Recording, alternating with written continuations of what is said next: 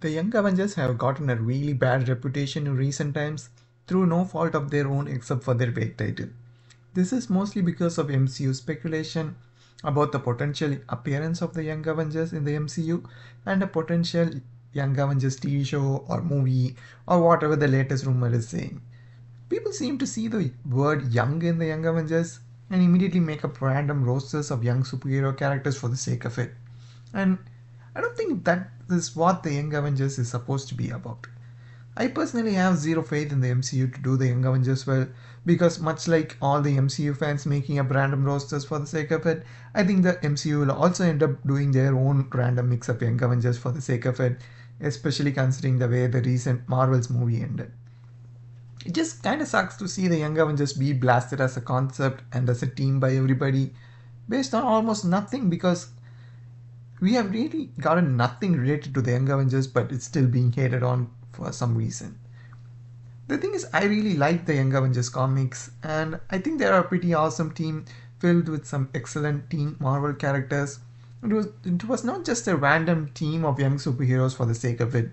And I thought I would take a look into the Young Avengers, and hopefully, it maybe inspires a few people to check out the Young Avengers and realize what they are meant to be about. Before we talk about the Young Avengers, it is worth looking into the history of sidekicks in Marvel Comics. DC Comics is known for their legacy sidekick heroes, most of whom are very integral to the DC universe, but Marvel never particularly had a lot of sidekicks, which may have been a result of Stan Lee's straight hatred for the concept of teen superhero sidekicks. As a result, Marvel lacked teen legacy superheroes, which existed in abundance at DC Comics. This is what made the announcement of Young Avengers in 2004 very interesting, as it seemed like Marvel was finally giving in and creating teen superhero sidekicks for their popular superheroes, and I imagine that caused a bit of controversy back then, especially since the initial teasers had four young boys who were dressed up as mini versions of Thor, Captain America, Hulk, and Iron Man. This was also an interesting period for Marvel Comics as the Young Avengers debuted right after the big Avengers Disassembled storyline that resulted in the disbandment of the Avengers. Right off the bat, it was easy to dismiss the series as a cheap gimmick, and even today, some people end up making the same mistake just by looking at the characters. But the thing is, Young Avengers turned out to be entirely something else. The moment you get to read the first issue, you realize it is nothing like what the cover suggests. Funnily enough, none of the characters end up being related to the characters they were supposed to be cheap knockoffs of. Young Avengers masterfully tricked readers and provided something that nobody probably expected, and that was the initial strength of the Young Avengers team. Its ability to subvert expectations the best way possible, but of course, that's not the only reason why the team was good, and I think that would be best explored by taking a look at the many characters that made up the original Young Avengers. The Young Avengers roster started off with Wiccan aka Billy Kaplan, Hulkling aka Teddy Altman, Hawkeye aka Kate Bishop, Patriot aka Ellie Bradley, Iron Lad aka Nathaniel Richards, and Stature aka Cassie Lang. With the exception of Cassie, all of these characters made their debut in Young Avengers issue 1, which came out in 2005 and were specifically created for this series and team.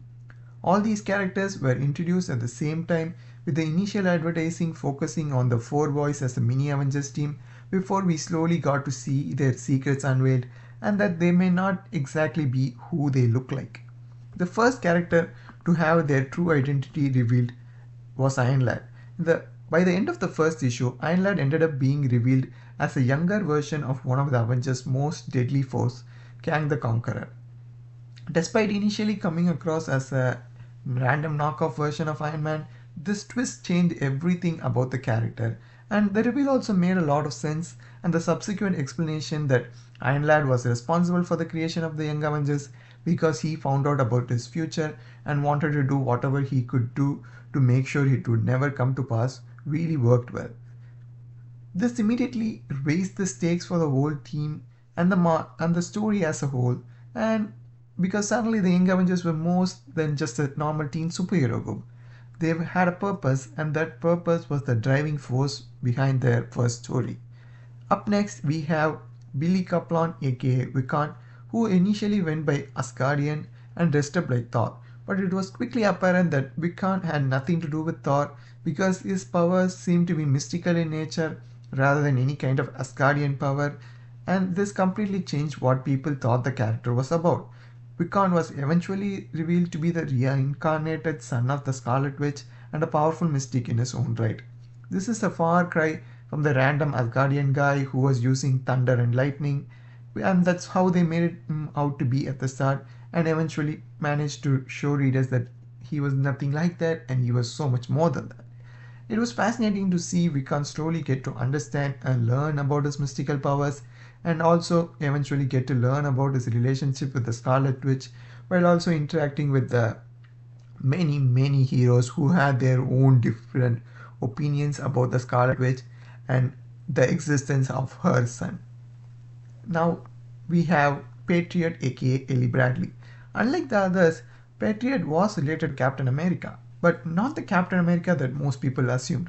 Ellie was revealed to be the grandson of the forgotten super soldier Isaiah Bradley. Unlike the others, Ellie did not have any superpowers, but he wanted to be a hero so badly that he took advantage of Iron Lad's desperation to get heroes and started operating as one and joined the Young Avengers. And he actually found out that he was a good leader. But eventually, people found out that Ellie had been using mutant growth hormones to temporarily gain superpowers, and he was forced to retire. But unable to actually retire, he eventually found himself in the middle of a war between the Kree and the Skrulls and almost died saving Steve Rogers.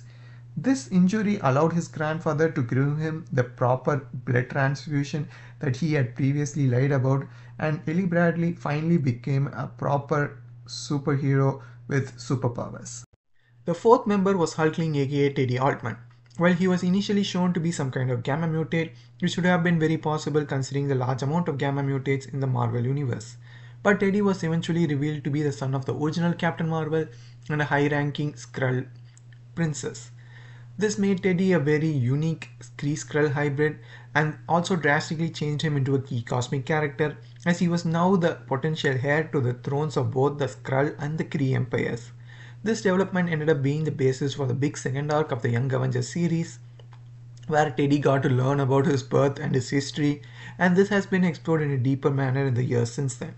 All of this made Hulkling a very unique character who was able to stand on his own, completely disconnected from the mythos of the Hulk, even though he still called himself Hulkling and looked like a normal gamma monster.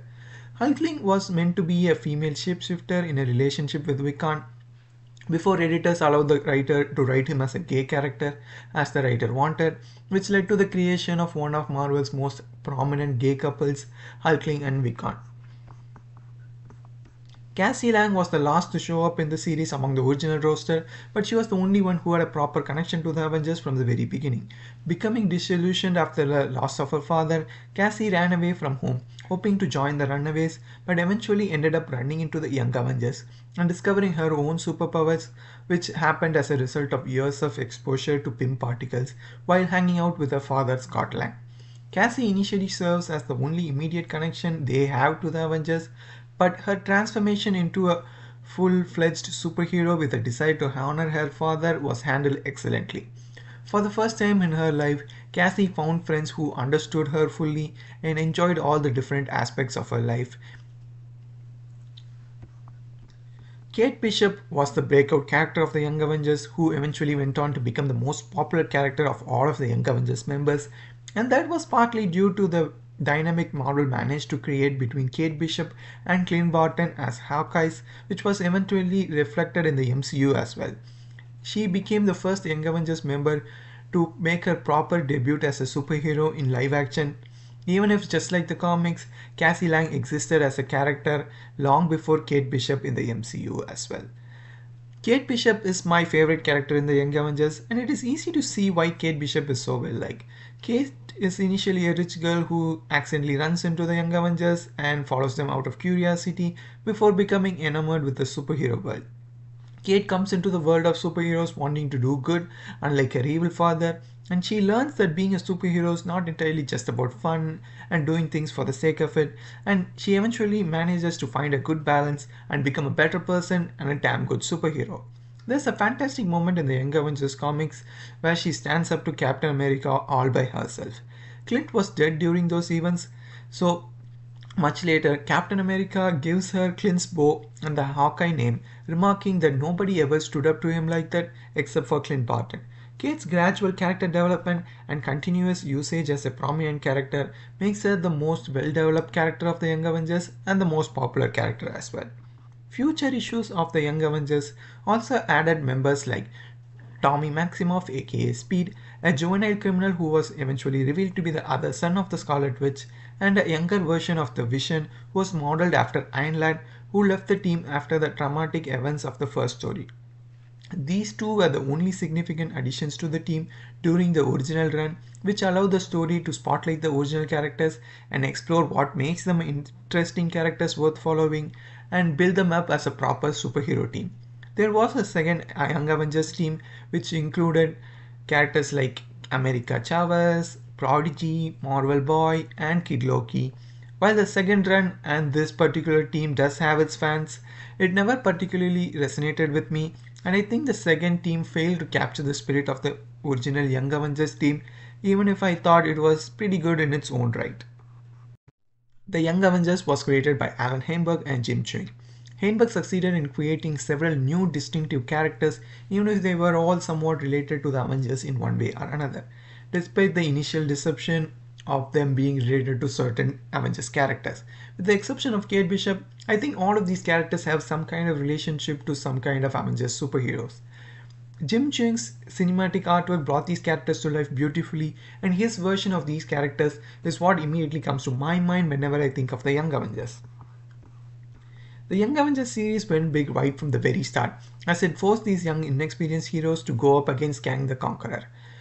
Kang meets up with his younger version to tell him about their future, and this is where the story starts. After learning about his future, young Kang decides that he wants to be a good person and travels to the past to find the Avengers, but since they are disbanded, he ends up creating the Young Avengers. As soon as Iron Lad reveals the truth about himself to the remaining Avengers, like Captain America, Jessica Jones, and Iron Man, Kang shows up wanting to return Iron Lad to how he originally was before Kang intervened. The Young Avengers put up a brave fight against Kang as they unleash everything they have upon him, and Iron Lad manages to eventually kill Kang. Their victories turn sour, however, when they realize that Kang's death made things even worse, and much to Iron Lad's horror, the Young Avengers end up begging him to restore the original timeline that leads to him becoming the monster they tried so desperately to stop. Eventually, Iron Lad realizes that his friends are right and that he must make the proper sacrifice to restore the proper timeline. The first arc puts the heroes through the ringer at a time when they were barely heroes and had zero experience, and that was one hell of an introduction to these characters for us readers and an introduction for these characters to the superhero world. The experience changes all of them, and they all decide to start working together as a superhero team, even if the Avengers demand that they quit while they are ahead. The Young Avengers were subsequently involved in a new version of the Kree Skrull War over Hulkling, the Superhuman Civil War, Secret Invasion, Dark Reign, and they also ended up meeting the other big teen superhero team of the 2000s, the Runaways.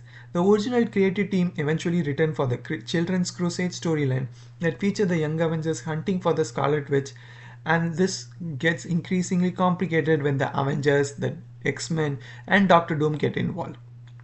Children's Crusade was a fantastic story, but it also served as an ending for the Young Avengers.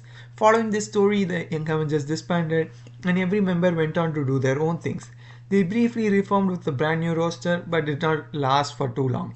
Today, some of them like Ellie Bradley, Speed, and Iron Lad are forgotten and make rare cameos, whereas characters like Wiccan, Hulkling, and Cassie Lang make semi-regular appearances.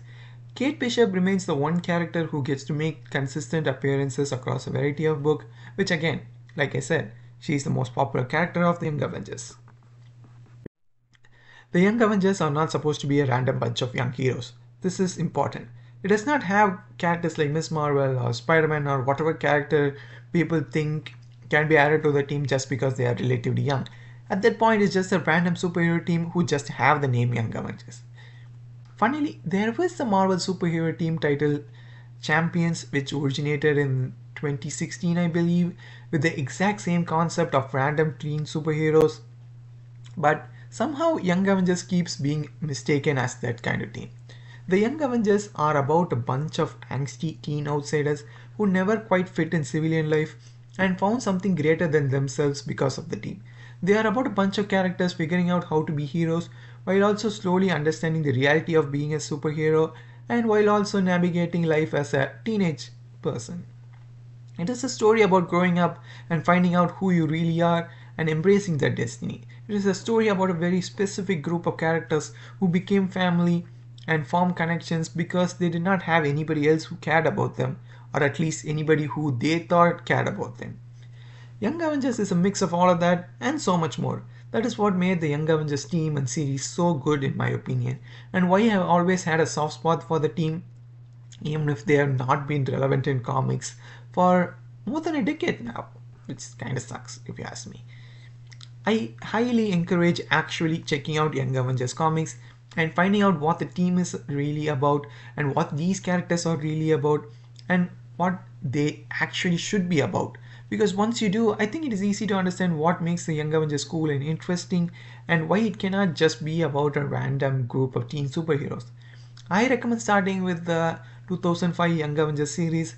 It's only 12 issues with an additional special one shot, so it's very easy to read through and I think it's pretty good, so try to read it if you can. Anyways, I hope if the MCU ever does the Young Avengers, they do not destroy the concept of the team, even though it is pretty likely that they will end up destroying it. And considering the generally poor reception many people seem to be having towards the Young Avengers before they have even started, and this reputation has been built upon by various rumors and weird rosters and the generally lackluster nature of the current MCU.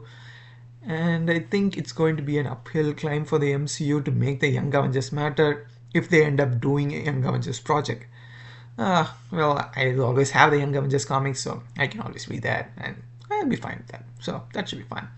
But yeah, I hope this video kind of changes the minds of at least a few people about the Young Avengers, in which case I think I have succeeded. So yeah, thanks for watching, and yeah, the Young Avengers are kind of cool.